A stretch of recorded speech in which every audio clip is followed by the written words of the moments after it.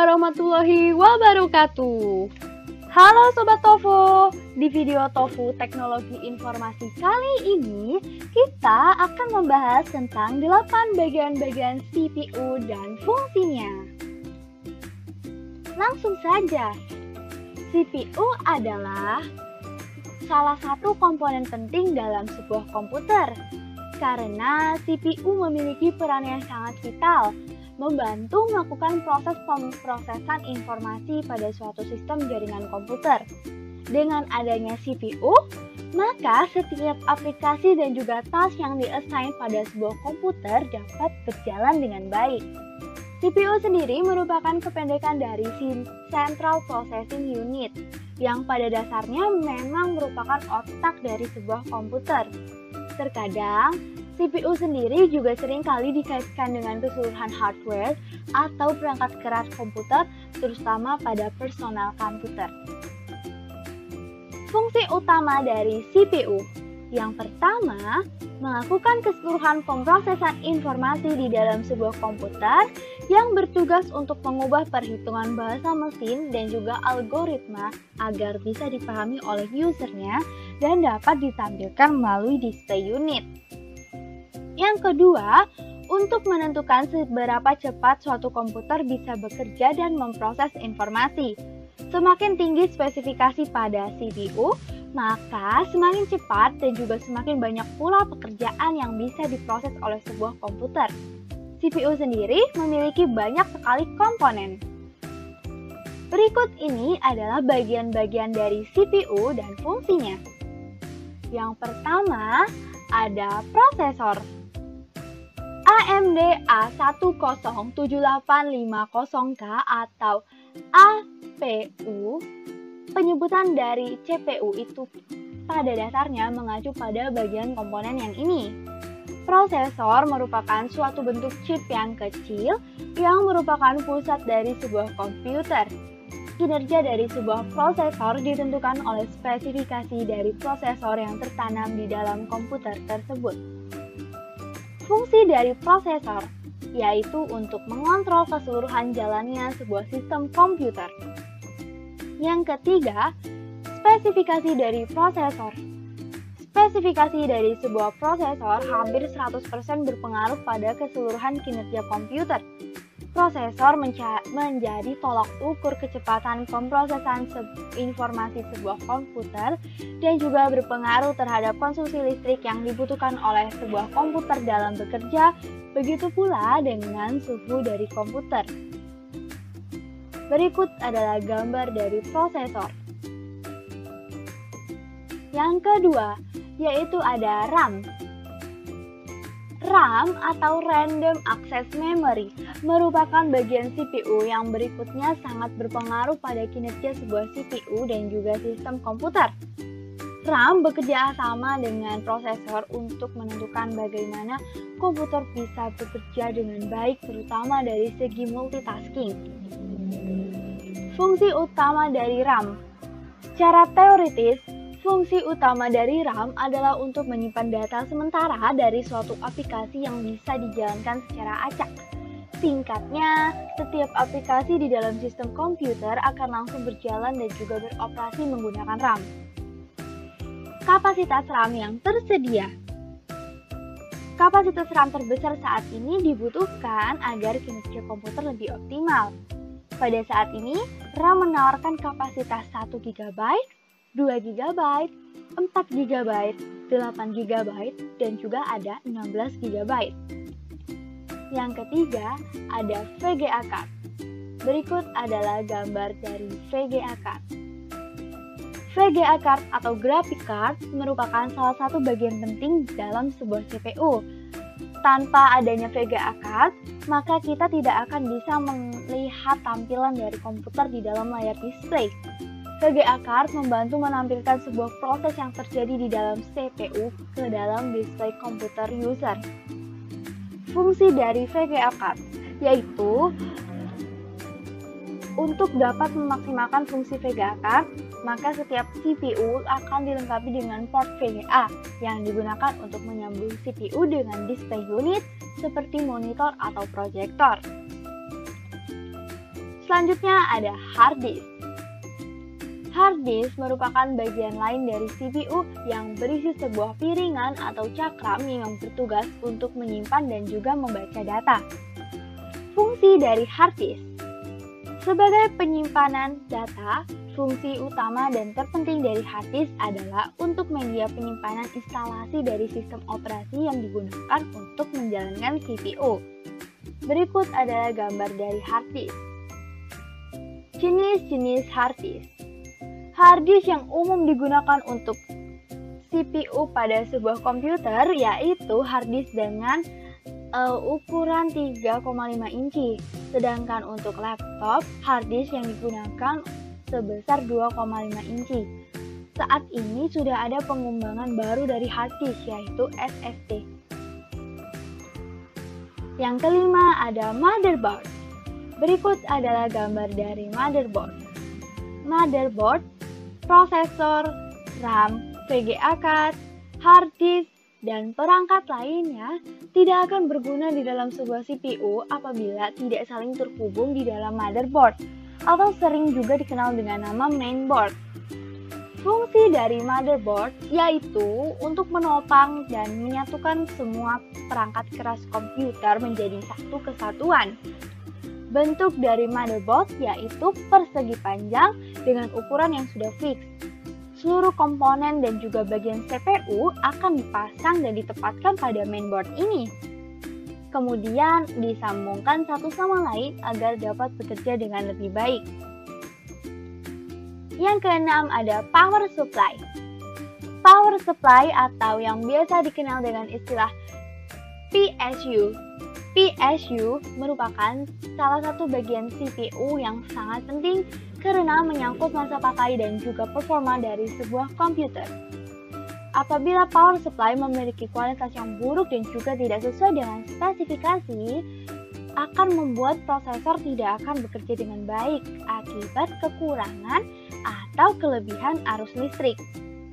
Hal ini bisa membuat komputer menjadi sering mati, restart sendiri, dan juga dapat menyebabkan prosesor dan komponennya terbakar.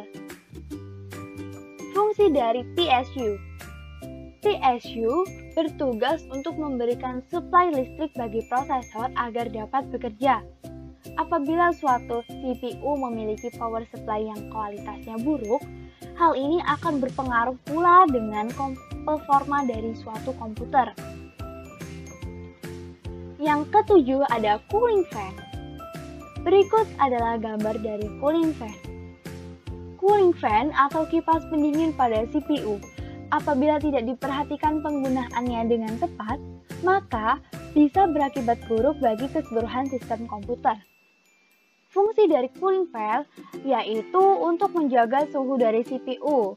Dengan adanya cooling fan, maka suhu tinggi di dalam CPU menjadi lebih sejuk dan dapat menghindari kejadian buruk yang bisa menimpa CPU seperti yang pertama mati mendadak. Ini dikarenakan dampak pengaruh CPU usage 100%. Yang kedua ada overheat, yang ketiga terbakar, yang keempat penempatan dari cooling fan harus mampu mendinginkan bagian prosesor, hard disk, dan juga bagian motherboard secara keseluruhan. Yang kedelapan ada casing CPU. Casing CPU adalah kotak yang biasanya terbuat dari aluminium yang digunakan untuk menempatkan keseluruhan perangkat dan juga bagian dari CPU. Fungsi dari casing CPU. Selain untuk mempercantik tampilan dari sebuah komputer dan juga agar keseluruhan sistem komputer terlihat lebih rapi, casing juga memiliki andil yang besar untuk membantu proses pendinginan loh teman-teman.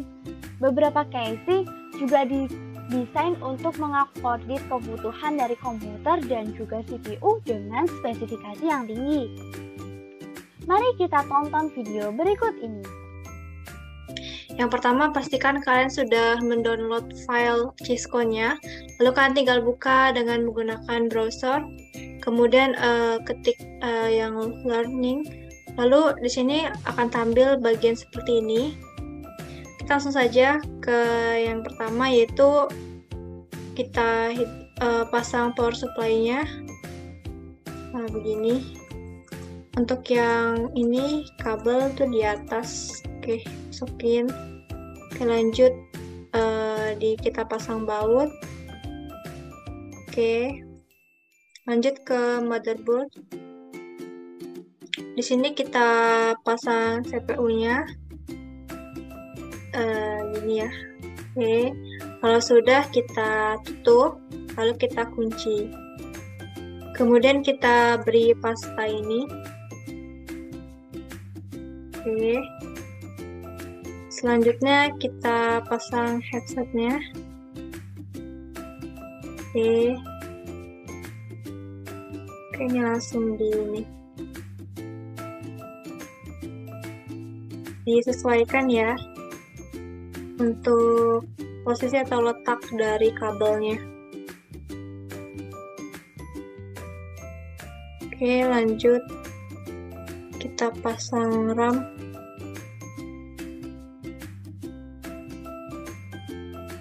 Oke, ini dikunci bagian ini 2. Oke, kita pasang RAM yang kedua. Oke, kita kunci bagian yang ini. Terus kita install motherboardnya. Oke, sini sudah terinstall. Nah, ini kita sesuaikan kembali lalu kita pasang. Oke, pasang baut dulu. Oke, ya, sekarang tinggal ke yang bagian adaptor. Kita pasang ini di sini, lalu bautnya dipasang. Oke, wirelessnya dipasang sini. Terus ada ini, pasang baut lagi. Oke, pasang. Kemudian yang video adaptor, pasang. Oke, bautnya juga dipasang. Oke, lanjut ke internal drive. Kita pasang untuk HDD-nya, hard disk drive. Oke, terus kita pasang bautnya. Oke, lanjut ke yang drive eksternal. Kita pasang optical drive-nya. Ini sama disesuaikan. Lalu kita pasang bautnya. Ini 2.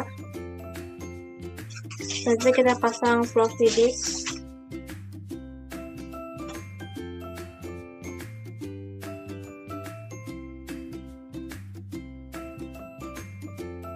Oke, lalu kita pasangkan bautnya juga. Oke, lanjut ke internal kabel. Kita pasang patah. Nah, ini juga. Nah, oke.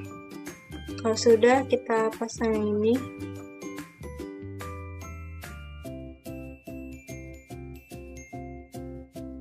Oke.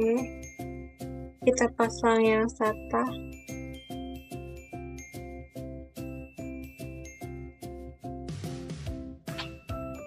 Oke.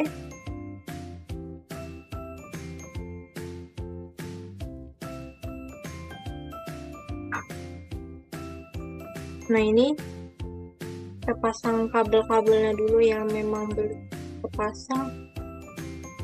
Kemudian yang ini pasangkan ke sini. Ini sesuai dengan ini ya, bentuk dari lubangnya. Kemudian yang ini sini. Oke, yang ini ini.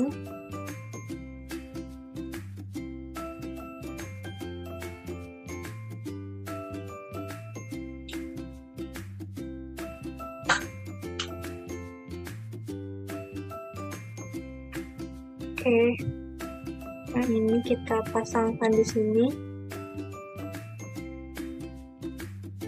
Sudah, lalu yang ini yang terakhir sini.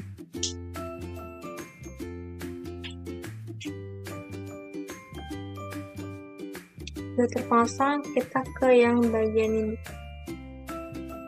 Lanjut kita pasang yang case. Oke, lanjut ke bautnya.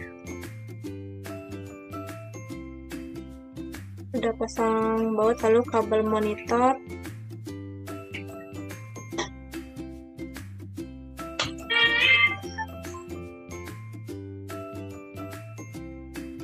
Kemudian kita pasang kabel untuk keyboard. Disesuaikan untuk lubangnya. Lanjut ke kabel yang mouse. Sama ya teman-teman, kita sesuaikan bentuk dari lubang agar bisa terpasang. Lanjut ke USB. USB juga sama. Oke, gini. Ke Ethernetnya kita pasang fiber optik. Lanjut ke wireless. Udah langsung ke yang power cord untuk casannya. Oke. Selesai. Dan ini untuk perangkatnya jadi sudah dapat terpasang dengan baik. Oke, mungkin itu saja yang dapat saya sampaikan. Kurang lebihnya saya mohon maaf, kepada Allah saya mohon ampun. Wabillahi taufik wal hidayah. Wassalamualaikum warahmatullahi wabarakatuh. Nah, sekian saja video TOEFL pada kali ini. Saya akhiri. Wassalamualaikum warahmatullahi wabarakatuh. Terima kasih.